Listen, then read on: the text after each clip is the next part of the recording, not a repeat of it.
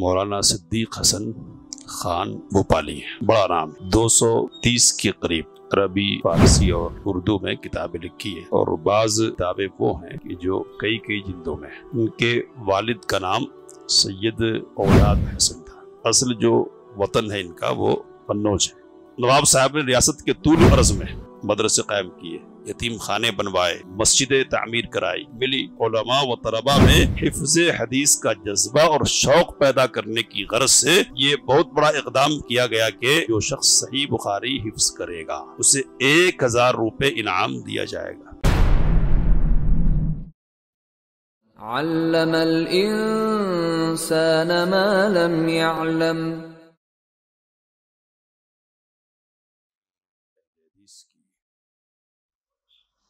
آج کی کڑی میں ہندوستان کی ایک بڑی علمی شخصیت کا تعارف ہمارے سامنے ہوگا۔ مولانا سید نذیر حسین دہلوی رحمۃ اللہ علیہ کے شاگردوں میں یہ نہیں ہوتے، لیکن ان کی خدمات کا دائرہ بڑا وسیع ہے، اور اللہ تعالیٰ نے وسیع کرنے کے مواقع خاص طور پر عطا فرمائے۔ یہ کون ہے؟ تو یہ مولانا صدیق حسن خان بھوپالی ہیں، بڑا نام ہے۔ 230 کے قریب عربی، فارسی اور اردو میں کتابیں لکھی ہیں، اور بعض کتابیں وہ ہیں کہ جو کئی جلدوں میں ہیں۔ عرب دنیا میں معروف نام ہے، اور بعض علماء کا ذکر آپ کے سامنے ہوا تو کہ عرب علماء حوالہ دیتے اور کہتے کہ فلان نے کہا، تو جس طرح علامہ مبارک پوری کا نام آتا ہے، علامہ عظیم آبادی کا نام آتا ہے، اسی طرح نواب صدیق حسن خان کا بھی نام آتا حوالے کے طور پر کہ بھوپالی نے لکھا، قال بھوپالی۔ تو یہ بڑا نام ہے۔ کون ہے یہ؟ تو یہ خان تو ہے، ریاست کی بنیاد پر لگ گیا، اصل سادات میں سے ہیں، اور 33 واسطوں سے سلسلے نسب نبی صلی اللہ علیہ وسلم تک ان کا پہنچتا ہے۔ ان کے والد کا نام سید اولاد حسن تھا۔ اصل جو وطن ہے ان کا وہ قنوج ہے۔ قنوج یو پی کا مشہور شہر ہے، اور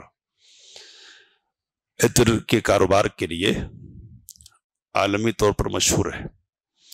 تو قنوجی میں نواب صدیق حسن خان کی پیدائش 1832 عیسوی میں ہوئی ہے۔ 1832 عیسوی میں۔ والد بھی بڑے عالم تھے، اور ان کی بھی کئی کتابیں، اور شاہ رفیع الدین، شاہ عبدالعزیز اور شاہ عبد القادر دہلوی، یہ جو 3 بھائی ہیں نا، ان کے شاگردوں میں سے تھے والد۔ لیکن اپنے والد سے استفادے کا موقع نواب صدیق حسن خان کو نہیں ملا۔ کم عمری میں 43 سال کی عمر میں صرف سید اولاد حسن کا انتقال ہو گیا۔ اس وقت نواب صدیق کی عمر صرف 5 سال تھی۔ تو نانیہال قریب کا علاقہ ہے، اور نانا بڑے لوگوں میں سے تھے، تو وہاں پرورش ہوئی، لیکن بہرحال یتیمی کی جو تکلیفیں ہیں نا وہ تو گوارہ کرنی پڑی، تکالیف تھی۔ مولانا اسحاق بٹی لکھتے ہیں کہ گھر میں صرف باپ دادا کی کچھ کتابیں تھی کہ جن کے کو دیکھ کر دل میں سیکھنے اور پڑھنے کا جذبہ پیدا ہوتا تھا۔ والد کے ایک عقیدت مند تھے سید احمد علی، وہ اپنے ساتھ فرخ آباد ایک شہر ہے وہاں لے گئے، اور وہاں علم حاصل کیا، پھر قریب کے اور دوسرے مقامات سے بھی علم حاصل کیا، اور پھر دہلی تشریف لے گئے۔ یا مفتی صدر الدین آزردہ بڑے عالم ہیں حنفیوں کے، ان سے علم حاصل کیا، اور پھر عرب علماء میں شیخ زین العابدین بن محمد محسن انصاری، حسین عرب یمنی، اور پھر علامہ شوکانی کے ایک شاگرد ہیں شیخ عبدالحق محدث بنارسی رحمۃ اللہ علیہ، ان کا بھی ذکر آئے گا انشاءاللہ۔ تو ان سے استفادہ کیا، اور فارغ ہونے کے بعد ملازمت میں لگ گئے۔ پہلے تو اپنے شہر آئے، لیکن پریشانی تھی تو درخواست دی بھوپال کی حکومت کو وہاں نوکری کے لیے، تو نوکری وہاں مل گئی ہے۔ اب یہ جو بھوپال کی حکومت ہے نا، یہ کون سی حکومت ہے، تو اس کو تھوڑا سا جان لیں گے تاکہ بات سمجھنے میں آگے آسانی ہوگی۔ عالمگیر اورنگزیب کے زمانے میں ایک صاحب جس کا نام دوست محمد خان تھا، وہ افغانستان سے ہندوستان آئے اور عالمگیر کے فوج میں بھرتی ہو گئے۔ تو کچھ مدت تک یہاں فوج میں رہے، پھر علیحدگی اختیار کر لی اور مالوا کی طرف چلے گئے۔ وہاں ایک ہندو رانی تھی، اس کی کسی سے لڑائی ہوئی تو ساتھ دیا اور نمایاں کامیابی حاصل ہوئی ان کی وجہ سے۔ تو اس وجہ سے بھوجیال جو اب بھوپال ہے، وہ پورا علاقہ اس نے دوست محمد خان کو دے دیا۔ تو یہاں ایک چھوٹی سی ریاست وجود میں آئی۔ اب یہ جو دوست محمد خان ہے جس کے ذریعے سے یہ ریاست وجود میں آ رہی ہے، اس میں دوست محمد خان سے لے کر آخر تک کل 7 مرد حکمران ہوئے، یکے بعد دیگرے، اب ان کی تفصیل میں نہیں جا سکتے۔ تو 7 میں سے آخری حکمراں کا نام تھا نظر محمد خان۔ نظر محمد خان یہ بہت کم عمری میں 28 سال کی عمر میں غلطی سے وفات پا گیا، پستول کی گولی غلطی سے لگ گئی اور انتقال ہو گیا۔ اب کوئی خلف نہیں ہے، یعنی بیٹا نہیں ہے، ایک چھوٹی سی کم عمر بیٹی ہے جس کی عمر صرف 1 سال 3 مہینے ہے۔ تو اب وہ تو اس لائق نہیں ہے، تو بیوی جو تھی اس کو اختیارات دیے گئے انگریزی حکومت کی طرف سے کہ تم چلاؤ۔ تو بیوی کا نام سکندر بیگم تھا۔ آگے چل کر اس بیٹی جو چھوٹی تھی نا، تو اس نے حکومت حاصل کی، اس کا نام شاہ جہاں بیگم تھا۔ شاہ جہاں بیوہ ہو گئی، اور بیوہ ہوئی تو اس زمانے میں نواب صدیق حسن خان بھوپال میں ایک خاص عہدے پر فائز تھے۔ عہدہ کیا تھا؟ مدار المہام کا تھا۔ اب یہ یعنی وزیر اعلیٰ کے قریب کا عہدہ ہے، یہ صلاحیتیں معلوم تھی، تو اس لیے عقد ثانی نواب صدیق حسن خان سے شاہ جہاں بیگم نے کر لیا، اور اس طرح سے حکومت کے آدمی ہو گئے۔ اس سے پہلے کی کہانی نواب صدیق حسن خان کے حوالے سے یہ تھی کہ یہاں آئے تھے اور ان کو کام جو سونپا گیا تھا کہ وہ بھوپال کی تاریخ لکھیں گے، تو اس کام کو 1 سال تقریباً کیا انہوں نے، اور پھر وطن واپس چلے گئے۔ بیچ میں ایک مرتبہ پھر طلبی ہوئی، جا رہے تھے، تاخیر ہو گئی تو نوکری منسوخ ہو گئی۔ ایک اور ریاست تھی ٹونک کی ریاست، وہاں کچھ دن تک رہے لیکن دن نہیں لگا، واپس آ گئے چھٹی پہ، تو پھر ادھر سے طلبی ہوئی، اور جب طلبی ہوئی ہے تو وہاں کا جو مدار المہام اس وقت تھے ایک جمال الدین دہلوی، ان کی بیٹی سے عقد ہوا، اور یہی سلسلہ تھا کہ جب یہ معاملہ پیش آیا ہے۔ کون سا معاملہ؟ یعنی والیہ ریاست شاہ جہاں بیگم سے نکاح کا راستہ اللہ تعالیٰ نے کھول دیا، اور جب یہ راستہ کھلا ہے تو پھر دین کے کام کے بہت سارے راستے کھل گئے۔ کیا ہے؟ تو اب وہ مختصر عبارت میں بہت ساری باتیں سمیٹ دیے مولانا اسحاق بھٹی رحمہ اللہ نے، وہ پڑھ کر سناتا ہوں میں۔ کہتے کہ نواب صاحب نے ریاست کے طول و عرض میں ہر طرف مدرسے قائم کیے، یتیم خانے بنوائے، مسجدیں تعمیر کرائی، لائبریریوں کے قیام کا سلسلہ شروع کیا، سرکاری طور پر ریاست کے مختلف مقامات میں جاروب کشوں کا تقرر کیا گیا، مسجد میں باقاعدہ مؤذن، امام اور خطیب مقرر کیے گئے، اور سرکاری خزانے سے ان کو ماہانہ تنخواہیں ملی، اور بھی بہت سارے اصلاحات کے کام کیے۔ لیکن ایک قابل ذکر کام کیا ہے، وہ یہ کہ علماء و طلباء میں حفظ حدیث کا جذبہ اور شوق پیدا کرنے کی غرض سے یہ بہت بڑا اقدام کیا گیا کہ جو شخص صحیح بخاری حفظ کرے گا، کیا ہے، جو شخص صحیح بخاری حفظ کرے گا اسے 1000 روپے انعام دیا جائے گا۔ تو اب صحیح بخاری حفظ کرنا اور 1000 روپے انعام دینے کی بات اب آج کی جائے نا تو کون خاص ڈالے گا، لیکن یہ آج کی بات نہیں ہو رہی ہے نا۔ مولانا اسحاق بھٹی لکھتے ہیں کہ 1000 اس وقت 1 لاکھ سے بھی بڑھ کر ہی ہونا تھا، تو یہ تو اور پہلے کی بات ہوگی، اب تو اور زیادہ اس کی قیمت ہوگی۔ تو یہ صحیح بخاری جو یاد کرے 1000 کا انعام، اور جو بلوغ المرام یاد کرے اس کو 500 روپے کا انعام۔ ایک طالب علم عبدالتواب غزنوی علی گڑھی نے صحیح بخاری کے حفظ کا سلسلہ شروع کیا، یاد کرنا شروع کیا، تو نواب صاحب نے 30 روپے ماہانہ وظیفہ مقرر کر دیا کہ ٹھیک ہے یاد کرو۔ اور یہ عبدالتواب ملتانی علی گڑھی بہت بڑے عالم اپنے وقت کے گزرے اور انہوں نے صحیح بخاری یاد کی۔ تو اب یہ جو صحیح بخاری یاد کرنے کرانے کا ماحول ہے ہندوستان کے ماحول میں، یہ کوئی معمولی بات نہیں ہے۔ ہمارے سامنے بات آ چکی ہے کہ قرآن مجید کا پڑھنا کس لیے ہوتا تھا؟ تبرک کے لیے ہوتا تھا، ہے نا۔ استفادے کی غرض سے پڑھنے پڑھانے کا معاملہ خاص لوگوں کے ساتھ محدود تھا، عام لوگوں سے اس کا کوئی تعلق نہیں تھا۔ اس لیے شاہ ولی اللہ محدث دہلوی رحمۃ اللہ علیہ نے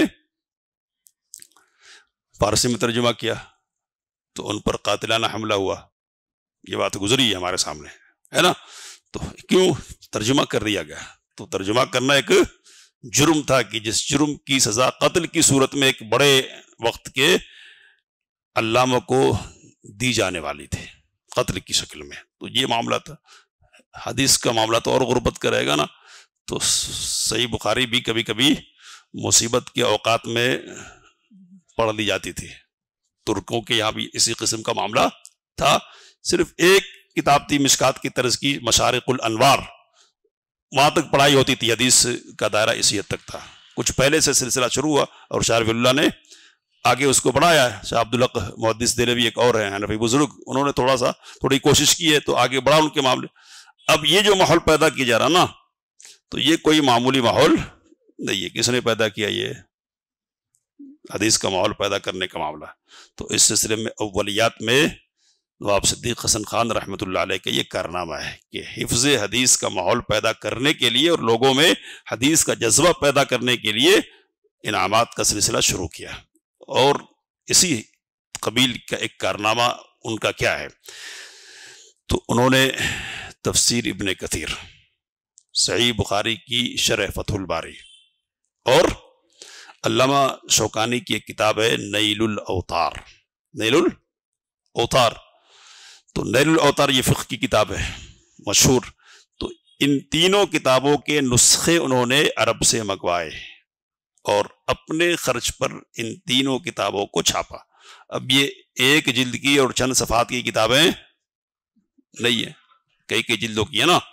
فتح الباری کئی جلدوں میں ہے، ابن کثیر بھی 5-6 جلدوں میں تو چھپتی ہے کم از کم، اور نیل الاوطار تو اور کئی جلدوں میں چھپتی ہے۔ تو اب سوچیں کہ اس وقت جبکہ وسائل اتنے نہیں بڑے تھے اور پریس نے اتنی ترقی نہیں کی تھی، اس زمانے میں نواب صدیق حسن خان نے ان کتابوں کو منگوا کر چھاپا، اور چھاپنے کے بعد کیا کیا؟ تو کہتے کہ اہل علم اور مختلف مدارس میں انہیں مفت تقسیم کیا۔ تو علماء کو باقاعدہ ڈاک کے ذریعے سے بھیج دیا کرتے تھے، ہے نا، تحفے کے طور پر یہ کام کیا۔ مولانا اسحاق بھٹی رحمہ اللہ کہتے ہیں کہ اس سے قبل یہ کتابیں بر صغیر میں تھی ہی نہیں، دستیابی نہیں تھی۔ تو ابن کثیر کو بھی کوئی نہیں جانتا تھا اور فتح الباری کو بھی کوئی نہیں جانتا تھا۔ نیل الاوطار تو دور کی بات ہے، وہ تو بات کا مسئلہ ہے اور اس پر خاص ٹھپا لگا ہوا ہے۔ امام شوکانی کی کتاب ہے یہ۔ تو یہ بڑا کارنامہ کس نے انجام دیا؟ نواب صدیق حسن خان نے۔ تو یہ تو کیا انہوں نے، ساتھ میں کیا کیا؟ تو عربی میں کتابیں لکھی، فارسی میں کتابیں لکھی، اردو میں کتابیں لکھی، اور کتنی کتابیں بڑی؟ تو 230 کے قریب پہنچتی ہے، بڑی کتابیں۔ چھوٹے چھوٹے جو رسائل چند صفحات میں وہ کتنے ہوں گے ان کو شمار نہیں کیا علماء نے.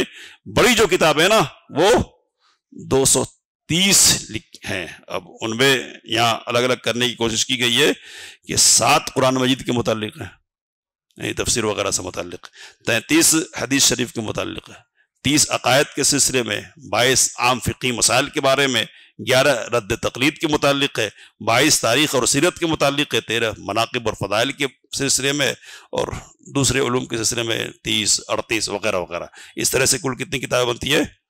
230. تو یہ کارنامے انجام دیے اور اس دنیا سے رخصت ہوئے. اب آگے نہیں بڑھیں گے، یہ بات ختم کریں گے اور اگلا ہفتہ بھی رکھیں گے انشاءاللہ کچھ اپنے لیے حاصل کرنے کے لیے. ابھی تو صرف ذہن کا معاملہ ہوا، اب دل کے سلسلے کی کچھ باتیں ہوں گی انشاءاللہ. تو یہ بات یاد رکھنا کہ جن کی بنیاد پر ہندوستان عربوں کے یہاں فخر کر سکتا ہے ان میں سے ایک نام کس کا ہے؟ نواب صدیق حسن خان رحمت اللہ علیہ کا ہے. اور نواب صدیق حسن خان کی زندگی سے سبق حاصل کرنے کا ایک بڑا مسئلہ یہ ہے کہ یتیم ہو گئے تھے نا، بے وسائل ہو گئے تھے. تو یہ یتیم محنت کرتا ہے، پڑھتا ہے، لکھتا ہے، آگے بڑھتا ہے تو کہاں تک پہنچ جاتا ہے. تو اللہ کی مہربانی ہوتی ہے نا، تو آدمی کہیں سے بھی کہیں جا سکتا ہے. اور محنت ضائع نہیں جاتی ہے، کسی نہ کسی شکل میں اس کا نتیجہ اور رزلٹ سامنے آتا ہے. محنت کرے آدمی اور پھر اللہ سے اچھی امیدیں رکھے. اللہ سے دعا کی باتوں کو سمجھنے اس کام لینے کی توفیق مت فرمائے. آمین وآخر دعوانا الحمدللہ. علم الإنسان ما لم يعلم